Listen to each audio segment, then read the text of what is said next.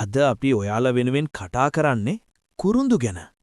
මේ වීඩියෝව ඉවර වෙනකම් බලන්න කුරුඳු අපේ ජීවිතයට අපගේ සෞඛ්‍යයට මොනතරම් වටිනවද කියලා එතකොට ඔයාලා හැමෝටම දැනගන්න පුළුවන්. ඒ වගේම අපේ channel එකත් subscribe කරලා වීඩියෝ එකත් like කරන්න අමතක කරන්න එපා. දිගටම අපිත් එක්ක ඉන්න ජීවිතයට ගොඩාක් දේවල් දැනගන්න.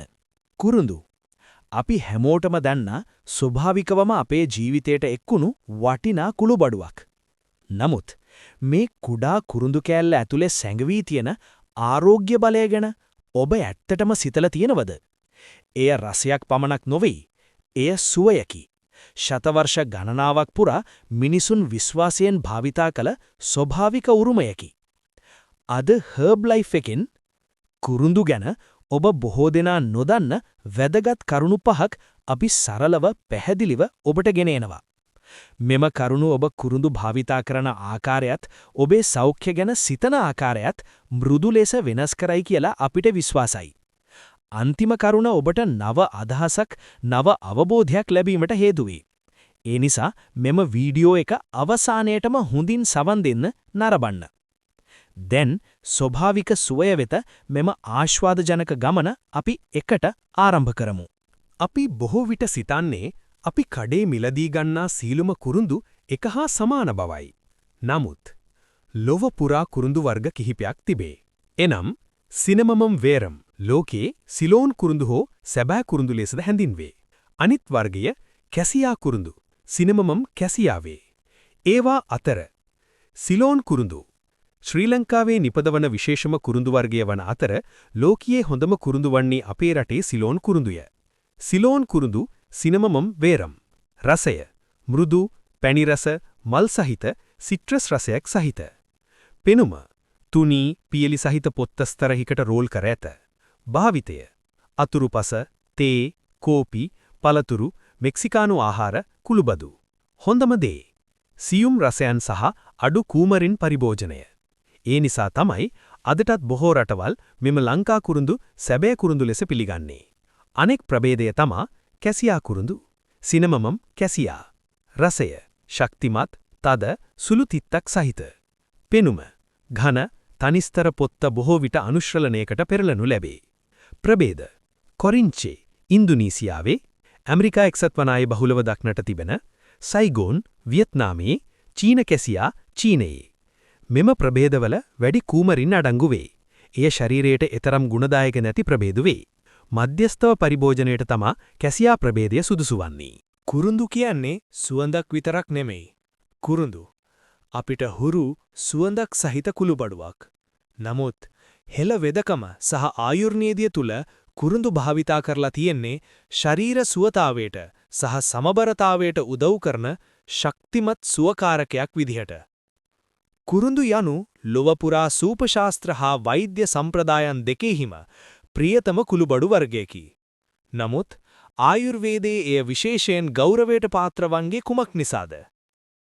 සිනමෝමම් කැසියා කැසියා කුරුඳු සහ සිනමෝමම් වෙරම් ලංකා කුරුඳු යයි. මෙම වර්ග දෙකම ප්‍රතිලාභ ලබා දෙනවා. අතර ආයුර්වේද වෛද්‍යවරු බොහෝ විට සිලෝන් කුරුඳු වලට වැඩි කැමැත්තක් දක්වනවා. එය ශරීරයට මෘදු බවත්, ඉහළ මට්ටමේ කූමරින්, විශාල ප්‍රමාණවලින් විෂසහිත විය හැකි සංයෝගයක් නොමැති බවත් විශ්වාස කරන බැවින්. කුරුඳුවල ආයුර්වේද ප්‍රතිලාභ. කුරුඳුවල චිකිත්සා ගුණාංග වසර දහස් ගණනක් තිස්සේ ආයුර්වේදයේ හොඳින් හඳුනාගෙන තියෙනවා. එය ලබා දෙන ප්‍රධාන ප්‍රතිලාභ කිහිපයක් දෙස බලමු. ප්‍රතිගිනි අවුලවන ගුණාංග, ආහාර ජීර්ණ ආධාරක, රුධිර සීනි නියාමනය, ප්‍රතිඔක්සිකාරක බලය, ප්‍රතිබැක්ටීරියානු සහ දිලීරනාශක ප්‍රතිලාභ, කුරුල සහ සමය ආසාදනවලට ප්‍රතිකාර කිරීම, වයස ගෙටීම වැළැක්වීම බලපෑමද. ඔබේ ආයුර්වේද දිනචර්යාවට කුරුඳු ඇතුළත් කරන්නේ කෙසේද? කුරුඳු තේ, කුරුඳු තෙල්, ආහාර සමග කුරුඳු භාවිතය. ඒ නිසාම අදත් ලෝකේ බොහෝ රටවල් තුල ලංකාවේ කුරුඳු හර්බල් ඩ්‍රින්ක්ස්, ටීස් සහ නැචරල් රෙමඩීස් වල අත්‍යවශ්‍ය ඉන්ග්‍රීඩියන්ට් එකක් විදිහට බහුලව භාවිතා වෙනවා. බොහෝ දෙනා කරන වැරද්ද තමයි වැඩිපුර දාගෙන හිතුවක්කාරව භාවිතා කරන එක.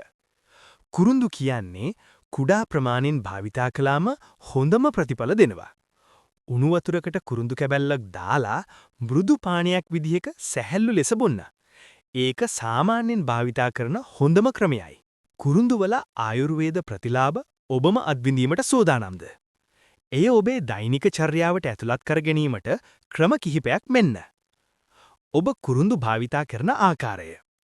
බොහෝ අය කරන වැරද්ද නම් එය අධික ලෙස භාවිතා කිරීම සහ එය අහම්බෙන් භාවිතා කිරීමයි. කුඩා ප්‍රමාණවලින් භාවිතා කර විට කුරුඳු වඩාත් හොඳින් ක්‍රියා කරයි. කුරුඳු තේ. කුරුඳු රස විඳීමට අයිති පහසුම ක්‍රමයක් නම් කුරුඳු තේ සෑදීමයි. කුරුඳු කැබැල්ලක් විනාඩි 5ක් 10ක් වතුරේ තම්බා උණුසුම් සංසූන් ප්‍රතිලාභ භුක්ති විඳින්න.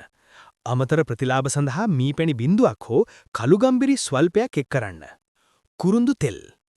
කුරුඳු අත්‍යවශ්‍ය තෙල් එහි ප්‍රතිලාභ භුක්ති විඳීමට තවත් හොඳ ක්‍රමයකි. ඔබට එය පොල් හෝ ඔලිව් තෙල් වැනි වාහක තෙල් සමග තනුක කර වේදනාකාරී මාංශපේශී හෝ දැවිල්ල ඇති ප්‍රදේශවලක සම්මාදනය කරන්න පුළුවන්. මනෝභාවය ඉහළ නැන්වීමට සහ පැහැදිලිකම ප්‍රවර්ධනය කිරීමට කුරුඳු තෙල් ඇරෝම තෙරපියේදීත් භාවිතා කරන්න පුළුවන්. ආහාරවල කුරුඳු. විවිධ ආහාර වර්ග සඳහා කුරුඳු එක් කරන්න පුළුවන් කියලා මතක තියාගන්න. ඔබේ උදෑසන ආහාරයට විවිධ ව්‍යංජන සඳහා පාන් මත ඉසින්න, ස්මූදි වලට මිශ්‍ර කරන්න, නැත්නම් රසයේ ගැඹුර වැඩි කිරීම සඳහා ව්‍යංජන වැනි රසවත් ආහාරවලට ඇතුළත් කරන්න රසයේ ගැඹුර වැඩි කිරීමට. උපදිස්. උපරිම සෞඛ්‍ය ප්‍රතිලාභ සඳහා කුරුඳු ප්‍රයෝජනවත් වෙනුවත්ම එය මාත්‍රාව ඉක්මවන්න නොයන්න වැදගත්. දිනකට කුරුඳු ග්‍රෑම් 2ක් පමණ පරිභෝජනය කිරීම ආරක්ෂිත සහ ඵලදායී ලෙස සැලකෙනවා. ඉක්මන් සෞඛ්‍ය ප්‍රවර්ධනයක සඳහා ඔබට එය තේ, ස්මූති වලට ඇතුළත් කරන්න, නැත්නම් ඔබේ උදෑසන ආහාරයට ඉසින්න පුළුවන්. වඩාත් තීව්‍ර ප්‍රතිකාර සඳහා කුරුඳු තෙල් හෝ අතිරේක ප්‍රතිකාරද ප්‍රයෝජනවත් වෙන්න පුළුවන්.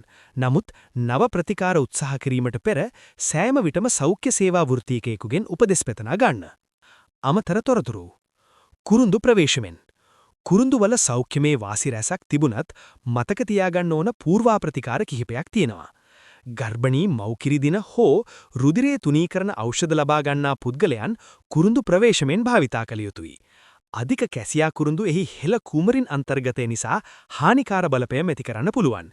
ඒ නිසා ඔබට පුළුවන් සෑම විටම සිලෝන් කුරුඳු පමණක් භාවිතා කරගන්න. මතක තබා ගන්න. කඩේ තියෙන කුරුඳු හැම එකම ක්වොලිටි නෙමෙයි. ඊටාම වැදගත් කරුණක් මේක. කඩේ තියෙන කුරුඳු වල වර්ගය, පිරිසුදුකම, වයස මේ හැමදේම වෙනස්. හොඳ සිලෝන් කුරුඳු කියන්නේ පහසුවෙන් බිඳෙන, තට්ටු ආකාරයට ඇති සුවඳ මෘදු එකක්. කුරුඳු කියන්නේ එක දවසෙන් අරුම පුදුම වෙනස්කම් කරන මැජික් එකක් නෙමෙයි. නමුත් නිසි විදිහට, නිසි ප්‍රමාණයෙන් දිගු කාලයක් ස්වාභාවික පුරුද්දක් විදිහට භාවිතා කළොත් ඔබටම දෙනන සරල පුරුදු වෙනස්කම් තියෙන්න පුළුවන්. පුරාණ ඊජිප්තුවේ කුරුඳු ඉතා වටිනා බව ඔබ දැන සිටියාද? එය එම්බාම් කෙරීමේ කාරකයක් ලෙස භාවිතා කළ බව. එය රජවරුන්ට සුදුසු තෑග්ගත් ලෙසද සලකනු ලැබූ.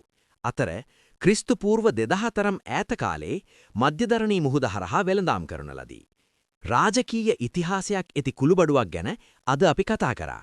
ඉතින් ඔබත් හොඳම කුරුඳු රස සහ නියම වර්ගය දැන් හොඳින් හඳුනනවා ඇති කියලා මම සිතනවා. ඔබ අද කුරුඳු ගැන අලුත් දෙයක් දැනගත්තද? කොමෙන්ට් එකක් දාන්න. වීඩියෝ එක වටිනවා නම් ලයික් කරන්න. හර්බල් නොලෙජ් වලට හර්බ් ලයිෆ් channel එක subscribe කරන්න.